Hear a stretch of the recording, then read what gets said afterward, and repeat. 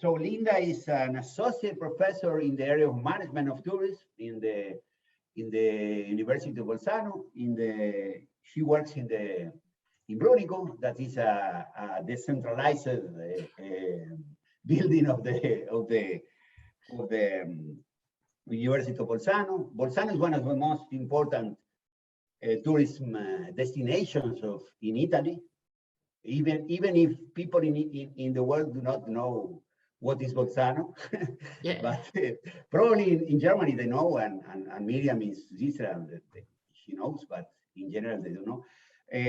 What else? Linda, she's Italian. She has a background also so she has a PhD in the University of Victoria in Australia. Victoria University in Australia, exactly. In tourism, no? Yeah. In tourism. And she was also in UK doing the bachelor, no, Linda? I did my bachelor in the UK, Plymouth University. So she's a tourist. Yes. Okay, today she has a lot of works published in very good journals in tourism, and as I remember, his main area of expertise is in consumer behavior of tourism. Yes. No? Yes. But I remember that we started working on some cultural part of the tourism. Remember the authenticity of and we have, I think, nice works in this area also, no, Linda? Yes. And for the people that is here, also Linda, she organizes with the people of the TOM, the Center of Tourism in Brunico. She organized every year a workshop in consumer behavior, no? Yeah. So normally it's in December, no, Linda? It was normally in December. It will be in December, but it's changing a little bit the format. When I went into maternity leave, it was taken more by Serena. Now it's also been running it with Michael Bosniak again after a long time in Germany. So yes, but it's still there. I'm still in the organizing committee most of the times. Perfect. So Linda will send us the information just for the next. So today, Linda is presenting a paper entitled Ethnic Restaurants as Promoters of Tourist Destinations. So Linda, thank you very much for being with us. It's a pleasure for us. And you have the screen.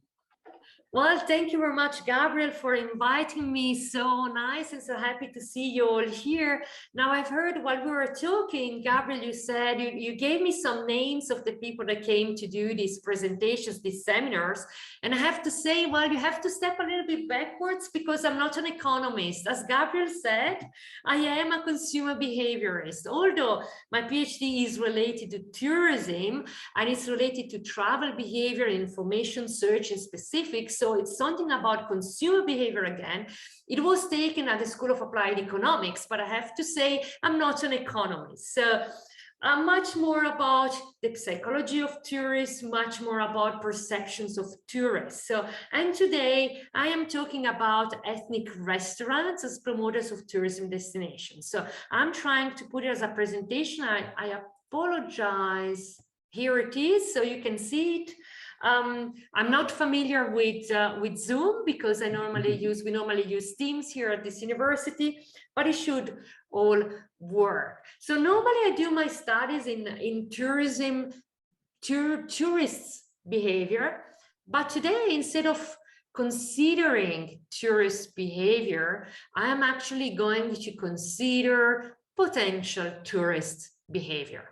So what we're trying to do, what I'm going to present to you is the behavior of people that are dining at ethnic restaurants in their home regions at home, and then how this is going to affect their holidays or potential holidays. So we talk about ethnic food today, and first of all, we have to talk about food. Food can be seen from different perspectives. Number one, food is a vital resource. We all use it. We all need to be nourished, and we have the need for food. So we see this primary need for food, but also food can be seen different ways. And especially the way of the culture. So food is portraying a culture, is part of the culture. It can be also considered or perceived as a way to gather and socialize. If you think you want to spend some time with friends and relatives, you might have a dinner or lunch together. You might invite them for home, but you also go out for restaurants. And whenever you are cooking at home, or whenever you're going to have some food, this food could represent culture. We just have to remember how much is given or how much is transmitted from generation to generation in terms of food. And this happens as well in the moment that you are migrating to another country. If we think about, some of us have migrated or have been to another country and is bringing into the other country the culture of food and preparing food. So it has this, it expresses identity and cultural traits. And now if I can say it, Gabriel, I remember you with your tea, isn't it? With a pot of tea? Yes, yes. The matcha. And that is basically portraying and expressing an identity and a cultural traits. However, with this increase of international migration, and I'm not saying only migration, but movement as well, new culinary traditions have entered into the Western countries. So we see it especially here in Europe, but I guess also in Uruguay, in your own country, in the United States of America, but also in Asian countries. People are migrating, there is a movement, people are moving, and there are more and more restaurants that are popping up from different cultures. So all of those movements and people that are going to move to other places have made the growth of non-native individuals that are running ethnic restaurants, bars, and shops. For example, here in Brunico, where I live, it's 16,000 inhabitants. So imagine how small it is. Around the mountains, is nested into the mountains, 16,000 inhabitants. We have very few ethnic restaurants, but at least we've got a shop, a grocery shop that comes from Pakistan. We've got the Pakistani shop. So it's normal to start seeing, even in small villages, to start seeing this change, this fermentation, contamination of cooking and new restaurants coming out. So something is there. So we've got something happening. We've got more and more restaurants from different cultures coming up. And we're going then to see the definitions of ethnic and ethnicity and so forth. But at the same time, we've got food in tourism. There are a lot of people that are traveling just because of food. There are a lot of people that are traveling to taste new food. And if you think about food tourism, gastronomic tourism, culinary tourism, enogastronomic tourism, they all popped up pretty recently. So in the past 20 years, we started thinking about tourism in that sense. And we have seen a lot of destinations starting to push into that strategy, into the strategy of food tourism or enogastronomic tourism to attract more tourists. So we've seen an increase of tourism as an attraction. In general, call it food tourism, call it gastronomic tourism, call it culinary tourism. What it consists is of eating local food, attending culinary festivals, events, visiting farms, buying locally produced goods, and do other activities that are related to gastronomy at the destination. And here, what I put here is Hello Taste by Thailand, by Amazing Thailand. Amazing Thailand is the campaign the National Tourism Board of Thailand is doing. And they prepared a brochure only on tourism. But I'm sure that also in Uruguay, you would have either, in Italy, we tend to have wine routes or olive routes, or anyway, some kind of food or wine or events, for example, events in food also. There are a lot of events, and then also the routes where you can go from one cellar to the other one, for example, so the wine routes, and you can cycle or you can walk or you can take the bus. So well, tourist destinations are really starting to use, or have started in the last 20 years, to use food as an attraction.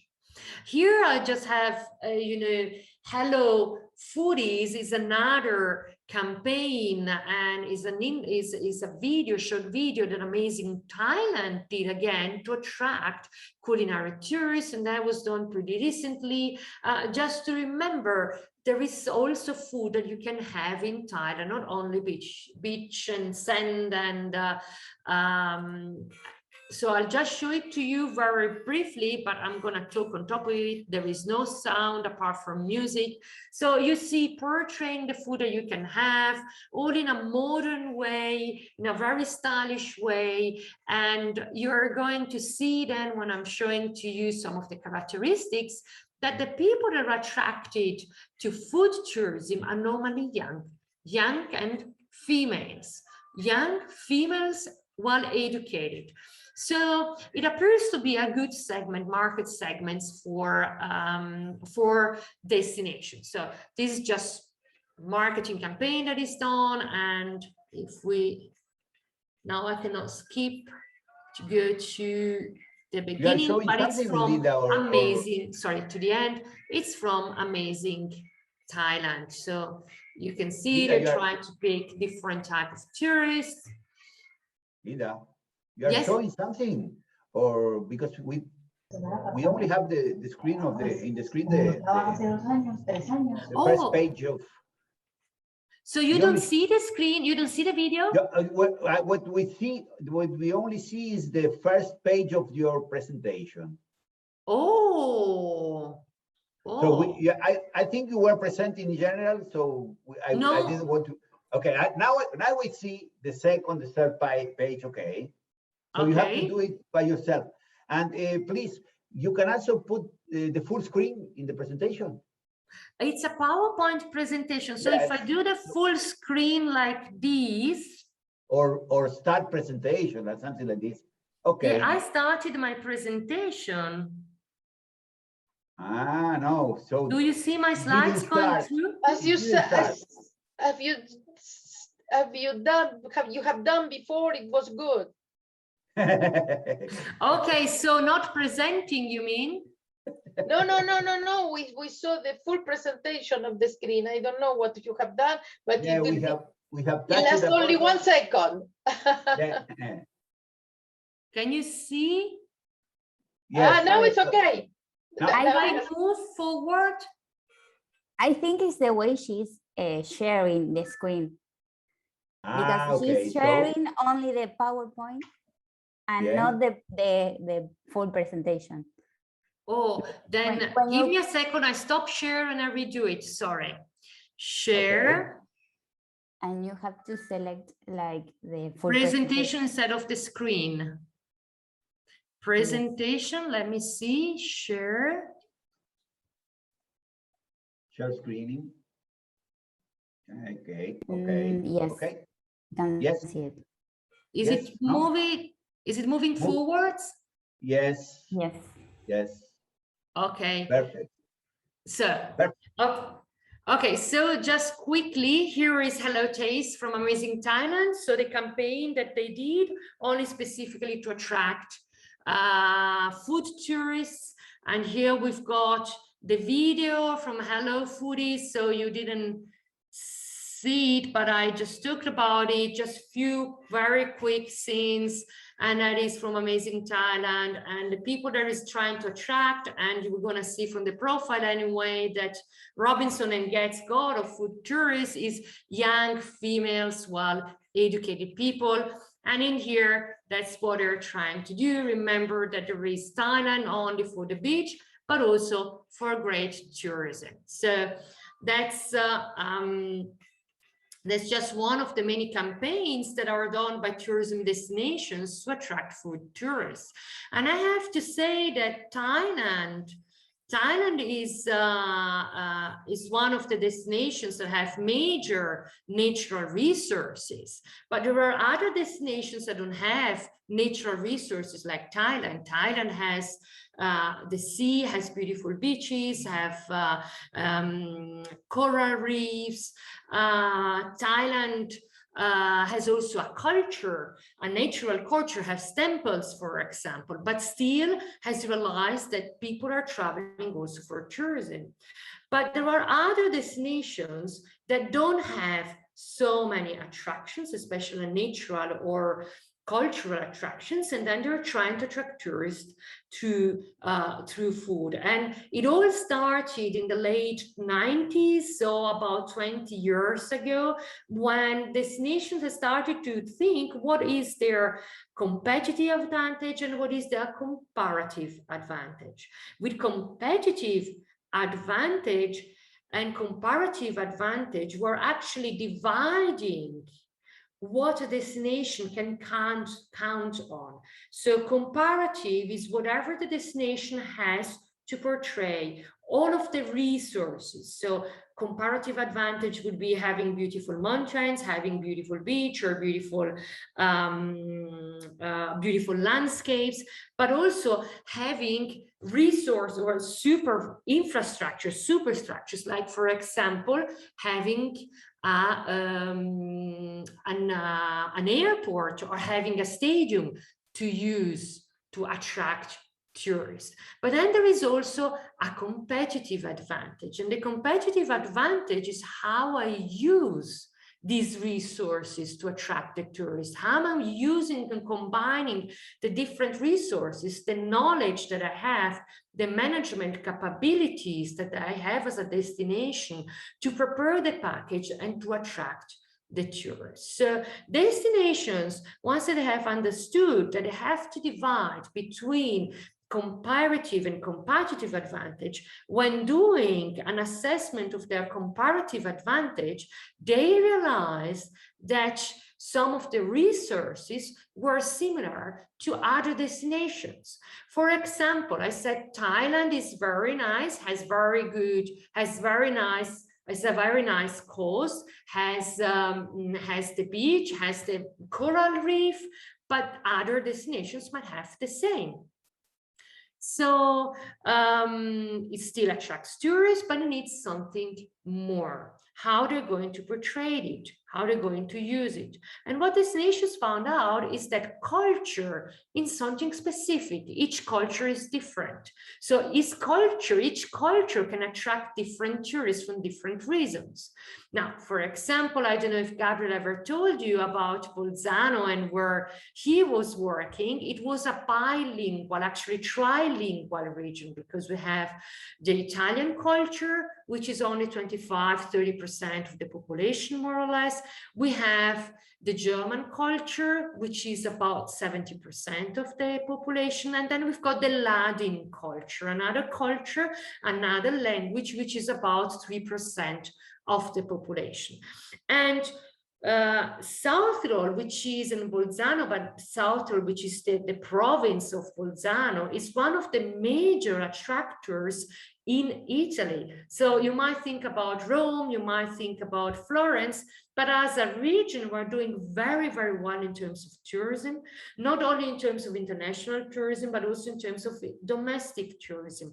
And that is why, and that is because we are attracting Italian tourists because we're German, and we're offering the German culture to Italian tourists, and we're offering the Italian culture to the German tourist. And we're doing it in a sense of comfort.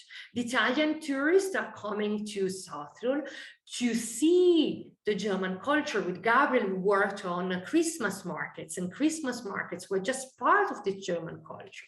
And I think that Argentina has also Christmas markets coming from the German migration into Argentina, or at least that's what I read, that Argentina has also some Christmas markets. And so it has this German culture, but Italian tourists feel comfortable because they know they're still in Italy. They know that Italian is also spoken, that it's not like going completely away and out of their own comfort zone. At the same time, we've got the German tourists, and they come to Italy and try the Italian culture, and they all say that they love the Italian culture of South Tyrol, but being comfortable in their German-speaking area and zone. And in that sense, culture is a major attraction. So destinations have understood that cultures is different. So when they do a comparative advantage, while landscape can be similar, but culture is never similar unless its destinations are very united, are very near to each other. And then they found out, well, culinary tourism, culinary food is a portrait, is an expression of our culture, and we can start doing and using these resources to attract more people. So food, as Richard said in 2002, food has become an answer to the increasing rivalry between distinct tourism destinations that need to differentiate from each other in order to remain competitive and attractive in the eyes of the tourists. So all of the destinations that were lacking natural historical resources or had natural historical resources are very similar to other destinations where they used culinary tourism to be more competitive. But what happened in research, in tourism research? I mean, here I'm presenting a small research that we've done pretty recently. We collected the data late spring, early summer. So it's still, let's say, in its infancy, this research. But normally, researchers in tourism have started to use and to study gastronomy from the point of view of the destination. So how a destination can use food and gastronomy to attract tourists. A lot of the studies that were done and have been done in the past are about how festivals and food festivals are attracting tourists, how much tourists are spending for culinary products, what is the behavior, who are these food tourists that are traveling to a destination to try the food at the destination. So despite these, the literature, despite this literature, there remains still a gap in the link between the food experience at the place of residence and the travel intention. And what we're trying to do here is actually to cover this gap in the literature and say, well, there is not only food at the destination, but it's also food at the origin country. So we're talking about, for example, Thai food in Italy, Japanese food in Italy, Mexican food, Indian food in Italy. So our research aim in general is to investigate food experience at the place of residence and see if that experience is capable of promoting travel intention or promoting a better image of the destination. So we took a number of restaurants, we couldn't take a number of restaurants because we took it in our pilot studies, but that was in 2019 before the lockdown, and then all of the restaurants were locked down. So we decided after a while, well, we're gonna do an online survey with all of the limitations of an online survey. But unfortunately in tourism, I think a lot of us had to move with online surveys because there are no tourists anymore, or few tourists. So what we wanted to see is that, well, if you have an experience in ethnic restaurants, is the image of the destination improving, or is it your wish to travel to the destination to experience the food increasing? So before we start seeing the data that we collected, I think it's very important to talk about ethnic cuisine. It was my idea to do such research, but I also involved a young scholar. So, I mean, he's not so young, but a little bit younger. He's a researcher, let's say a junior researcher that works for me. And he wasn't very sure. He said, why ethnic and what is ethnic? So I felt that for me, ethnic was very normal because I traveled, because I've been out. Maybe for other people is not so normal, so normal to talk about ethnic. So here is just one definition. With ethnic cuisines, we normally intend cuisines, dishes pastries, ingredients belonging to a heritage considered outside the foodways of the mainstream culture, or delicacies of a particular ethnic group that substantially differ from the local gastronomy of the host country. So said that it could have been everything but Italian food within Italy, everything but the food where people is coming from. So if I am interviewing someone who lives in Italy but comes originally from Japan or from Thailand, when they have an experience at the Japanese restaurant or Thai restaurants, they couldn't participate into this survey because it wasn't ethnic for them. And at the same time, we have to talk about food enthusiasts, food tourists, and foodies. There has been a new term that has been created, and that's the term of foodies. And foodies are all those people who are so much in love with food or so much enthusiastic about food, they use food as a lifestyle. So we can have a profile of the food tourist segment. It has been identified by Robinson and Getz, and Robinson and Getz have worked very extensively on foodies. And they said it's normally younger, mostly female, more affluent and better educated travelers, motivated by the unique experiences of including the destination's environmental and cultural elements, but with food, or food-related experience. And these can take different activities, as for example, cooking classes, dining out, visiting farmers markets, gourmet food shopping, or attending festivals. And these are just food tourists, and within these food tourists, anyway, we've got the food enthusiasts or the foodies, and the foodies are so much food enthusiasts, they're also differ in their behavior when they're at home. So the foodies is used to describe a trend of lifestyle linked to food as lifestyle, people who devoted time and energy to eating and learning about food, good food, and delicacies. And in here, it's interesting because when people are traveling because of, for food tourism activities or because they're attracted by tourists, we know what they're doing on holiday, and they have been extensively surveyed on holiday. Different is the lifestyle at home. But we know that this is increasing. In our questionnaire, I'm showing you part of the results so far, and that is for ethnic restaurants.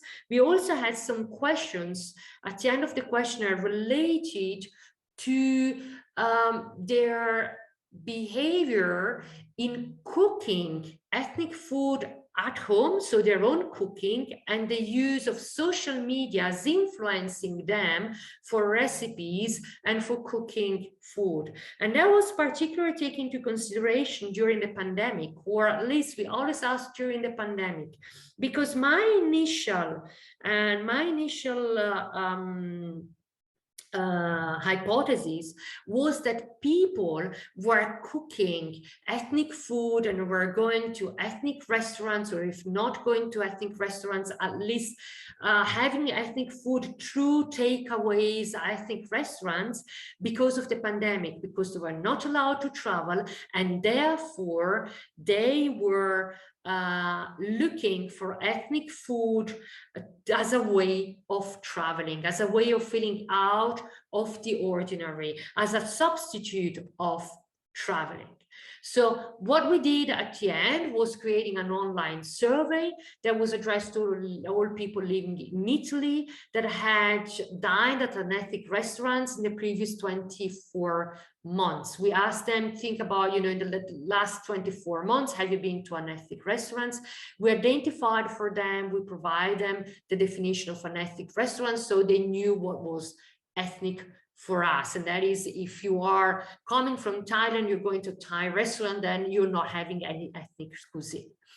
We distributed the questionnaires between the 1st of May and the 1st of June 2021, so still very recent data. To reach our sample, we use snowball sampling techniques, and therefore, unfortunately, is non-probability convenience sampling with all of the limitations that we have, but it was very hard to be within ethnic restaurants. We did only the pilot study in 2019 at ethnic restaurants. So how we did it, respondents were personally contacted on social media like WhatsApp, Instagram, and Facebook. Plus, we also used two blogs on ethnic food, and one was Il Mondo a Tavola della cucina etnica and Cucina Asiatica per Tutti. So you're gonna see that we've got a little bit more people that are going for Asian restaurants in our sample, and probably it's because we contacted them also through this blog as or site as Cucina Asiatica per Tutti video and ricette. We anyway managed to collect quite a lot of data. 1,065 respondents, 165 people responded to our questionnaire. However, only 851 had been or visited an ethnic restaurants in the past 24 months. So although we were asking people, or we're informing people this is a survey for people that have been to ethnic restaurants, at the end, some of them were still pushing, yes, I'm responding. And then at the first question, have you been to an ethnic restaurant in the past 24 months? They were saying no. So the word just pull out of the questionnaire. So we had a response rate of almost 80% with 851 valid questionnaires. And average, it was the questionnaire, it was not long at all, it was 6 minutes, the average time employed to fill in the survey autonomously. So the description of the sample, while we had a sample that is mainly female, so a lot of women, 74%. We had then 25% males, so a minority was males, and then 1% who did not state. It said, I don't want to state. Now, it is true that also Getz and Robinson find out that these type of tourists are mainly female. I guess that we contacting people also in terms of have you been to ethnic restaurants through websites that are talking about recipes, you get a tendency to have more female respondents. The age for us as well, we found very young age. So this is due probably to the fact that it was online, but you can see that we still had people that arrived to the last, it was, from 16, the first one, and to 78, the last person that answered in terms of age break, but we have a quite high proportion of people that are in the age between 18 and 2024. We also had quite educated people. 53% had a university degree, and then 40% high school diploma, and 7% had a lower degree than a high school diploma.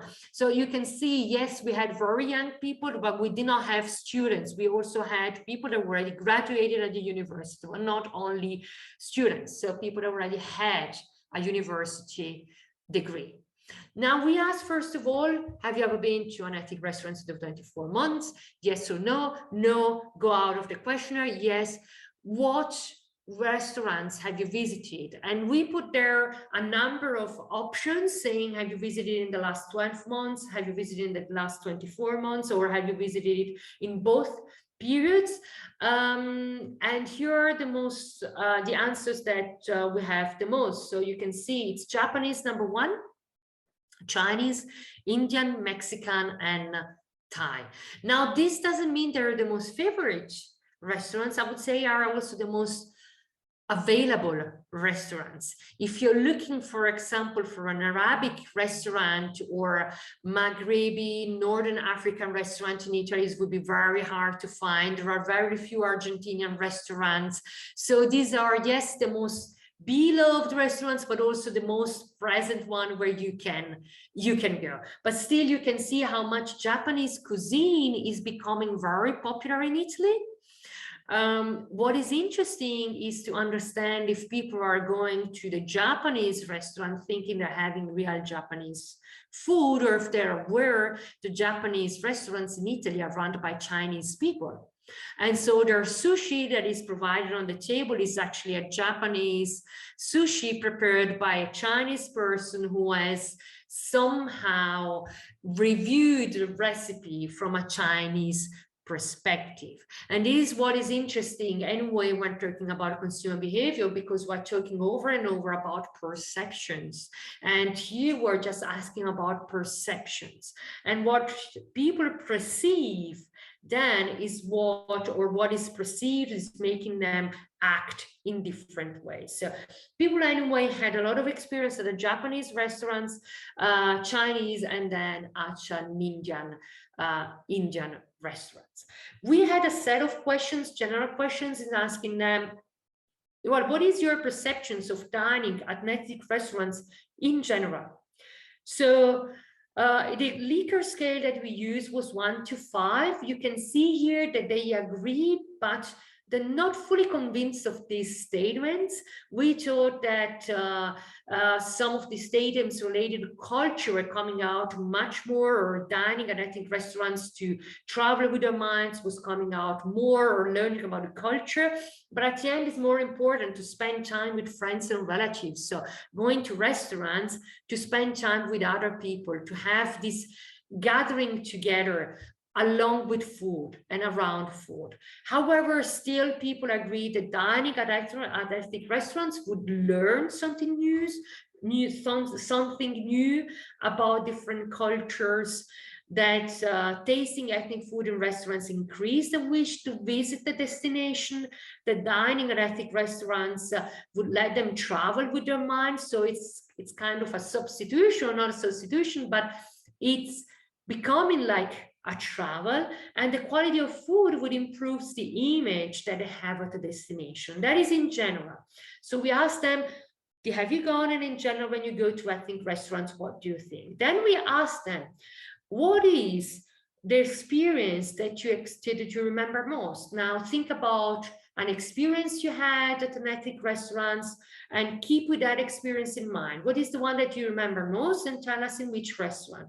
You can still hear again the high propensity for the Japanese restaurants, then Chinese restaurants, Indian, Mexican, and Thai again. So these are the highest, and the other is at 7% only, all of the other restaurants. So when we pointed out, okay, now you've got an experience and you remember what restaurant it is, we asked them, now think about the experience and tell us how satisfied are you with that experience. And we asked quality of food, general satisfaction. We had a question because of the pandemic, which was, have you been, or this experience that you remember, has it been at the restaurant, eating at the restaurant, or only takeaway or delivery? Most of the memories were for eating at the restaurant, but we also had people that remembered experiences at takeaway restaurant. So the staff service, atmosphere, and authenticity of design were questions that were prompted only to people that had your experience at the restaurants. Otherwise, we only ask quality of food, general satisfaction, and authenticity of the food. You can see that from 1 to 5 Likert scale, they're quite satisfied with quality of food and quite satisfied with general satisfaction. A little bit satisfied, less satisfied with authenticity. Here I put the authenticity of the design. In Italian was autenticità del locale. So authenticity of the premises, of the outfit, of the looking of the restaurant. How it looks, if it looks real Japanese or Chinese or Thai or Indian. And then we had the set of questions you've seen before in general, specific to that experience. So we asked, did the experience increase your wish to visit the destination? Or did the experience made you travel with your mind? Or during the visit, have you learned about the culture? The experience improved the image of the destination? And have you visited the restaurant because you were interested in the culture? Actually, and here I'm making the questions, but we had the factors saying, please state how much do you agree or disagree with the following statements. The experience made increased my wish, or the experience made me travel with my mind. Likert scales 1 to 5. Here again, you can see that they agree with the statements, not as much as with satisfaction. So we're on 3.5, 3.2, 3.5 maximum agreeing, but not maximum agreeing. But we were specifically interested in some of these items because we wanted to know how much people improve their image, or for the dining people, improve the experience, improve the image of the destination. And if the people that dined increased the wish to visit the destination. So already you can see there is some kind of agreement with the two statements, but what we did, or what I did for the time being, is doing an ordinal regression. We did an easy regression, standard regression, ordinal regressions, to see what happens and to see does the quality of food, does it, or perception of authenticity of food, does the service that they receive if they were dining at the restaurant, does the general satisfaction, the atmosphere, the authenticity of the design, or the way they had the experience, make increase the wish to visit the destination, or make them improve the image of the destination? Because these two things are very important for destinations, because especially in the period of COVID-19, where people cannot travel, how do you maintain this vivid wish to travel to the destination? Maybe providing them with food in their own home country. So what we could see is that in terms of increased wish to visit the destination, we've got a significant the authenticity of the food, the experience needs to have them let them travel with their mind. They must have visited the restaurant because we're interested into the culture and the age. And the age, the younger they are, the more would be the wish to travel and visit the destination would increase. At the same time, if it is a Thai restaurant, it managed to visit the destination other restaurants. Japanese, in part, I mean, it's not 0.05, but it's 0.08.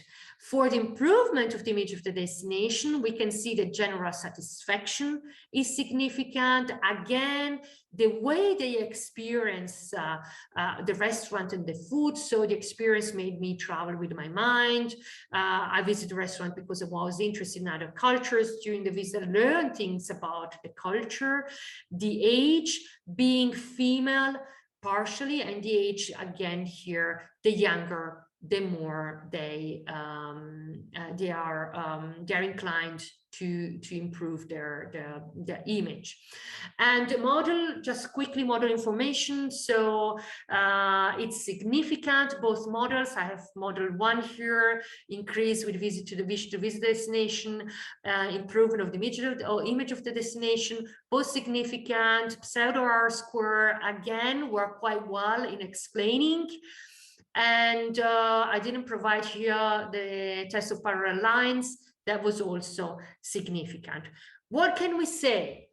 We can say that also the food at destination can be used. So not the food at destination, but the food at the origin country can be used for marketing reasons to promote a destination. Now, this is bringing a lot of managerial implications, because it means that a destination and national tourism boards can actually communicate with their own people living in different countries. So for example, in our case, there are a lot of Japanese restaurants, Chinese restaurants, and Thai restaurants. So communicating with the people that are living, for example, Chinese people or Japanese people that are living in Italy and are running Japanese or Chinese or Thai or Mexican restaurants, in starting cooperating in the marketing of the destination.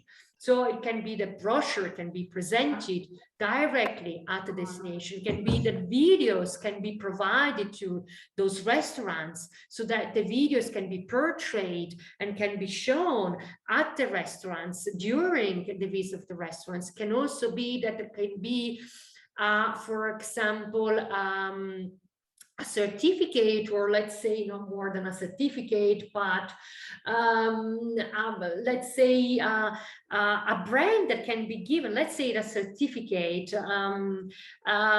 something, a stamp that is given, this is authentic, this is original, and also controlling the quality of the food, because whenever there is quality of the food, there is satisfaction.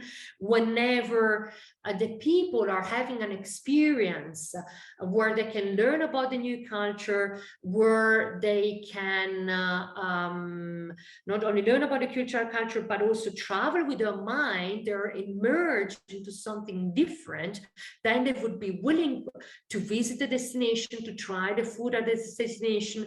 They are changing or improving the image they have about the destination. So these are just primary results that we've got here, still it's in infancy. These are the references, and I'm available for any kind of question. And I hope you could follow me with the presentations and the slides and the rest. Thank you very much, Linda. Was a very good presentation, and the topic is very interesting. And so we open now for questions and comments. If somebody want to participate, just put the hand. Very nice. I think, Linda, you have a lot of material here to work. Yeah. Yeah, you know that I most of the time I think from the methodological point of view. Now I think there you have some things to do that can, where you can extract more information from the yes. from the question. I did a very easy ordinal regression to start with, and it was just to see, okay, can we see some effect from some of the variables? Sure. And because if we go here, while the experience increases my wish to visit a destination, it's okay, it's not bad. So if you think it's there, 1 to 5, it's there, what makes it different? How can we operate and where can we go? More needs to be done exactly from the data analysis. This is a very simple, easy analysis. Yeah, Linda, didn't you include a question about the COVID, no? Yes, we did include about COVID in what we did was in-house dining. So did you have the experience in-house or not in-house? And actually I had a question which was it before or after COVID? And unfortunately I didn't put it into this. Why didn't I put it into this one? I don't remember, because we did it with some pilot data. Initial 350 questionnaires, I did it and I put it in, and it wasn't significant, but I don't remember why I didn't put it here when I was still doing this data. I would definitely put it in, not only in-house dining, but also was it before COVID or during COVID? Because correctly, that can be a difference, especially in traveling with my mind. Sure. No, because, you know, I connected your research with the research that we did here about the willingness to travel and you know, one of the main results that we have here is that the people was crazy to travel. They wanted to travel a lot, no? Yes. And even if we were in the middle of a wave of the COVID, no? Yes. So, and on the other hand, you know, I think that I give you in a minute, Martin, just let me run. And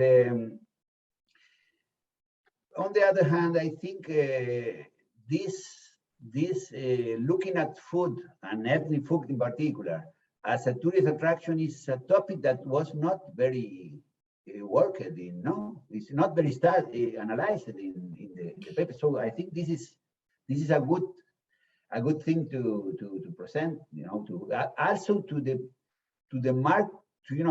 planners.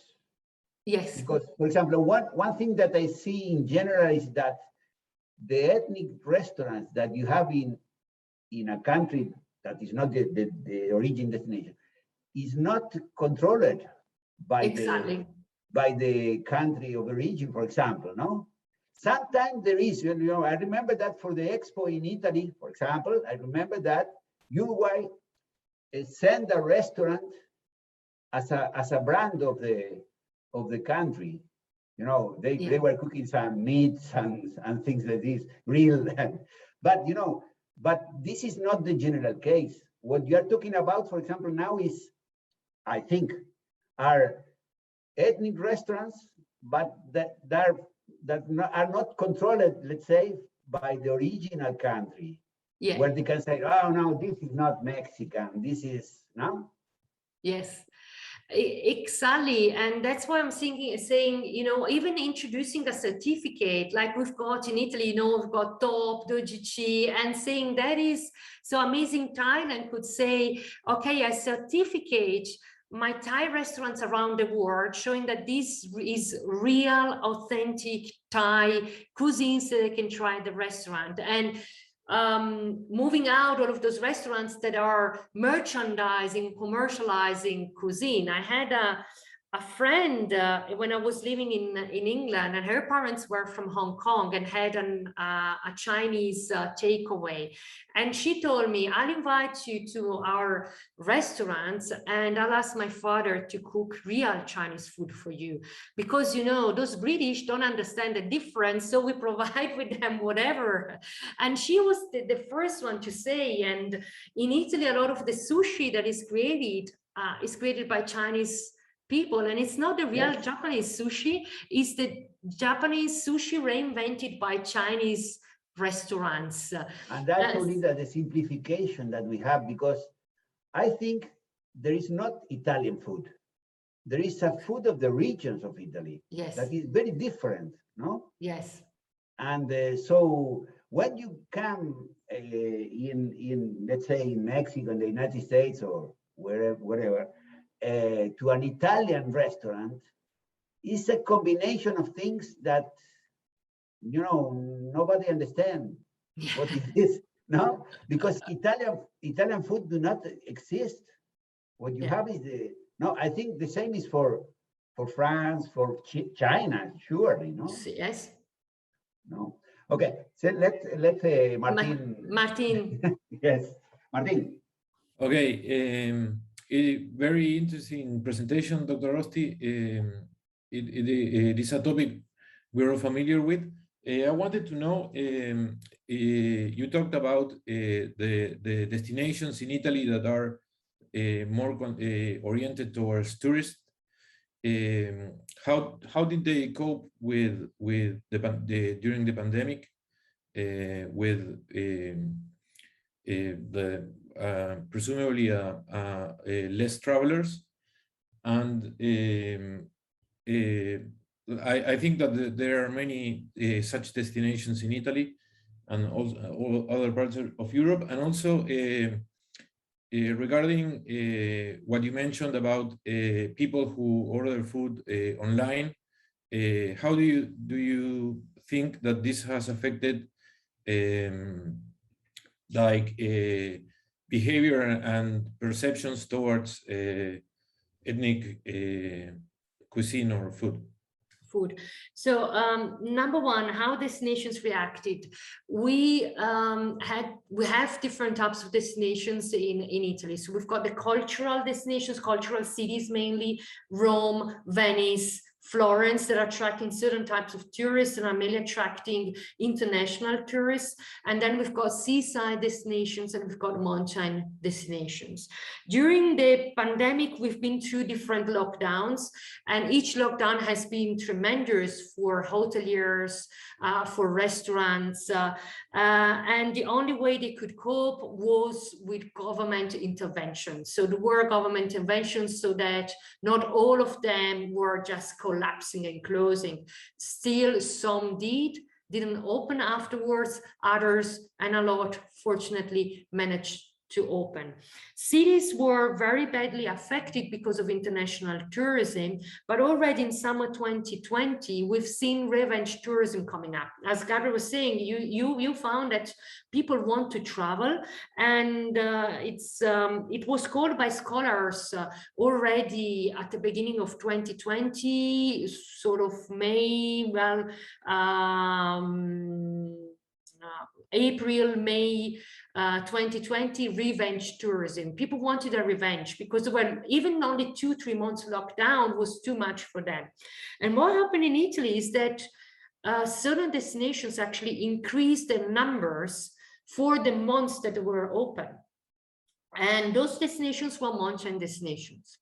People felt safer in going to the mountains rather than going to the seaside, rather than going to the city and cities. There were much less international tourists, but a lot of domestic tourists. So if I will find, I can show you pictures. There were pictures on the newspapers last year, 2020, where there were situations of overcrowding on the mountains. People were queuing on the mountains, just normal treks, because they all felt it's safe to go to the mountains, it's natural, I've got clean air, I'm going out. But then we were overcrowded, and we're also overcrowded because we congested our destination in 2 months, July and August. And the same thing happened this year. More people went to the seaside this year, more people felt secure and safer at the seaside, but still a lot of people were at the mountains, to a point that South Tyrol started really talking about, oh, it's too much, we have to manage it. Mountain destinations reacted, while were affected, definitely, but not as badly. And also destinations that were offering alternative types of accommodation. So people were a bit more concerned in going into hotels and restrictions into hotels. So a lot of people preferred to stay in apartments. So apartments, and Italy has a high rate of second homes, and second homes that were normally left without being used for years, or maybe being used 1 week a year and that was it. Second homes became again very, very popular, with a lot of people also renting or giving for free their second homes to their friends and relatives. So there was a lot of visiting friends and relatives in second homes, a lot of renting apartments, holiday apartments. Big hotels had more problems. In general, mountains did quite well, or very well, for the 2 months frame. Cities had more problems, seaside had more problems in 2020, less problems in 2021. But definitely governmental interventions helped tourism operators to stay alive during down. And we're still missing all of the international travel, which is all of the Chinese, all of the Americans that are going into the big art cities, cultural cities. It also needs to be said that our Italians didn't go out. So we had a lot of Italian tourists. Now the problem is that how we're going to economically check the balance of payment. Because if we do a balance of payment with international tourism and tourism as imports, then of course we're doing very badly. But for regions and the economy going around and the tourism dollar spreading around, it wasn't that bad in Italy. First question. Second question was about home delivery, internet how you say, internet booking or for home delivery of ethnic food. Is that correct? Yes. How that? We had a question. You see here we have in-house dining or not in-house dining. We didn't really check on the consumer behavior. I'm not sure how it all changed. It has been very much pushed during the pandemic, and a lot of restaurants have entered these apps where you can book online and food is delivered to your door. You don't even call the restaurant anymore. You just do everything with the app. But we did not have any specific question, I'm sorry, about the use of this type of apps. Sorry, I cannot answer to that question. We just had, was it an in-dining or takeaway or delivery, but we didn't ask anything specific about the apps, and maybe we should have done it, and maybe we didn't think about it because we have none here in Brunico. So Linda, yes. Did you include a question about if they have visited the country of the restaurant? We have visited the country before, yes. Before? We have visited the country after as well, because it could have been more than 2 years ago or 2 years ago. I think, Linda, it could be interesting to group the people that answer that they visited in the past, and do a particular analysis with them and compare the results with the people that didn't visit or that visit after. Yeah. So just say you cluster the yes. population, but ad hoc, just yes. saying this and this and compare, because I think in some questions probably the answers are different. For example, yes. about the authenticity. Yes. No? And as well, from a managerial marketing point of view, something is attracting someone for the first time, something is about letting them remember that the destination exists and that you could go back to the destination. So absolutely, thank you very much for this input. And we, as said, we have a lot of data, but still to... Yeah, but for example, for those visiting after us also, if the restaurant was a real motivation, yeah, and after you cannot ask them again, but it could be interesting to contact some of them and just to understand how they compare the experience after knowing the restaurant in Italy and then when they went to the other country. That I think this could be interesting, and analyzing also the also applying the models to each particular group and compare the results. Yeah, I am I have here the questionnaire. Quando è avvenuta l'esperienza che ricorda di più, tipo di servizio, aveva già visitato la destinazione da cui proveniva la cucina del ristorante etico prima dell'esperienza. So we had that question. And after the experience, have you traveled to the restaurants only or appositamente to try the cuisine? So we've got both questions. Of course, those people have traveled. Lida, the COVID is a barrier to some destination. So you have to wait. and as well, so I mean, you have very less people answering yes in this, no? Yes, exactly. But the explanation is COVID. Yes. Not, okay. Martin, you want to ask something more, or? No, that was it. Thank you very much. Okay. Miriam, do you want to comment on these things that Linda said, for example, about the domestic tourists? Because Miriam was talking about this in the past, I remember. She lives in Switzerland, and yes, the story about accommodation and secondary homes was really very we have observed that here in Switzerland, because we have the data of Airbnb, and for instance, the number of property that were blocked by their owners because they want to use their property to spend the summer. You know, summer for Swiss is almost they go abroad. People that have means, they go abroad because it is much cheaper to spend holidays in any part of the world except probably Norway, that to spend holidays in Switzerland. And this we have already I agree with your observation. And I have a question that I don't know if it is very relevant, but I will ask nevertheless.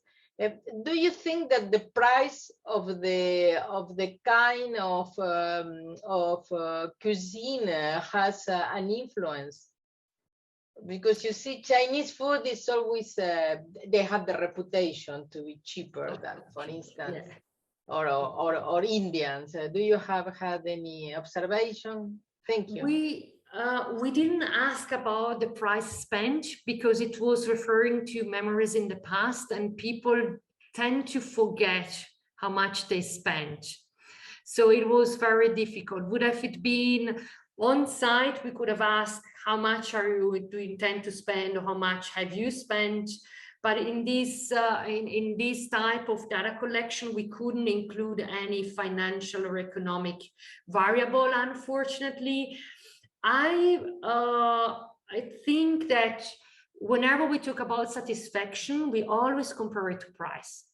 We have expectations. Satisfaction is given by expectations, and we have certain expectations based on knowledge that we've got before, but also based on how much we spend. The satisfaction in the end of the day, I can agree with you. It's a kind of trade-off between what you had paid and you have received. It's always a trade-off. Yes. Thank you very much. It's very interesting research. Thank you. More questions and comments? I have a few comments. Yeah, Martin. Okay. Hi, Linda. Yeah. How are you? It took my attention, the sample description in terms of the age of the people surveyed. Can you put? Okay, there. I think there is so many people that is young people, I guess. So I think this could be because the way of you take your sample, it was WhatsApp, Facebook, and Instagram. Yeah. Maybe if it is possible to include some other ways, such as telephone calls or face-to-face, if this is possible. I think that maybe this reason can cause it took my attention also the significance of the coefficients in your regression of the age, but I don't realize if this significance is only statistically significant or is also economically significant, because there is a conceptual difference, I guess. So maybe the way of you took your sample can affect your results in the people surveyed, and then the results in your regression. So I think maybe adding what Gabriel says, I think maybe applied some multivariate analysis techniques such as factor analysis or cluster analysis, or also classification trees in terms of the question that you were discussing, that was if the person was visited previously the country, maybe doing some classification tree in terms of this variable and obtain some approach of the determinant, dividing the ones who have visited before and the ones who haven't visited. So I think I have these observations that it took my attention at the beginning. I agree with you. I said before, we are, although we've seen that Getz is saying, Robinson and Getz, younger, mostly female, more affluent and better educated travelers, which fits our basically description of the sample here. It's very much, we tried very much to enlarge it to arrive to 78. The average age is still 38.77. So it's 39 years old as an average age. We tried, but that was the problem I said before: convenience, non-probabilistic sampling, and the way, unfortunately, COVID doing. We could have done a telephone interview. We could have, you know, paying, and what we could do possibly is trying to enlarge the sample by paying a company that collects data for us and not collecting it ourselves. And then it gets much more calibrated, and we can check if it is really the case that people that are visiting or dining at, I think, restaurants, there is so much of a mode on the 22 years. Because the mode for 22 years is very much. Yes, I know it's too difficult to collect more data, but maybe I was thinking that the fact that you have young people can reduce the variance of this variable, and yes. the coefficients is obviously significant. Yeah. So that's what I was saying that the difference between statistical significance and economic significance, yeah. And so, because I know it's difficult to collect some more data, maybe apply cluster analysis or factor analysis, supervised or non-supervised analysis could help you to develop some more results. Yes. Okay. Definitely. Thank you very much. Good. Somebody else? Some more questions or comments?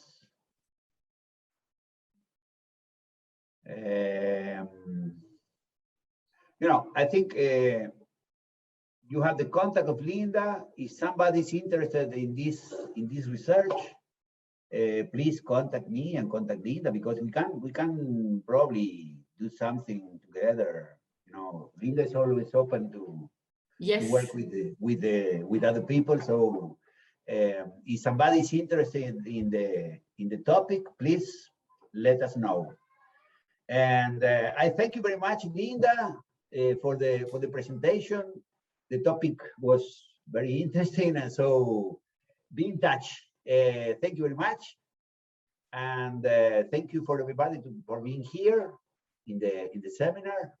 And I hope we can meet in the next future. Yes, thank you very much for inviting me, Gabriel. Thank you very much, Martin, for organizing everything, sending me the link and being in touch with me. I'm always open for cooperations, always open if you come to visit Italy. Well, Gabriel, we're waiting for you. So we have already a seminar booked for you. Just once that you've got your ticket, let us know, and then we'll invite you where you are in Italy to. You remember, I have family also there. I still have my daughter there. Yes. So thank you, everyone. Thank you for the good comments and very good inputs. I said still in its infancy. So I did the regression. I have to admit, I did the regression analysis just very quickly a few days ago because I thought I want to work on something new and something different, and I knew I had the data. So you know, it's all open for cooperation, for exploration. Yeah. Okay. Thank you very much.